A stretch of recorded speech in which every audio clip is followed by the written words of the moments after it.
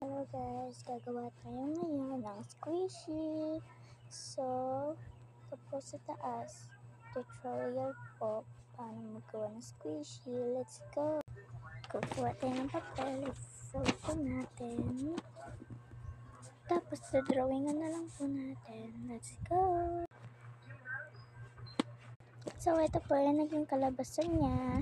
So, lalagyan na lang po natin ng kung ano lang po, pwede nyo gusto dito ilagay, basta ilagay nyo guys. So, lalagyan na natin. Ito na po siya.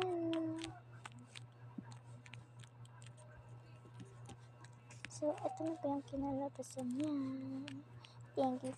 So guys, thank you for watching. Sana po may subscriber po tayong isa para po sana po sa inyo click the like button and subscribe button.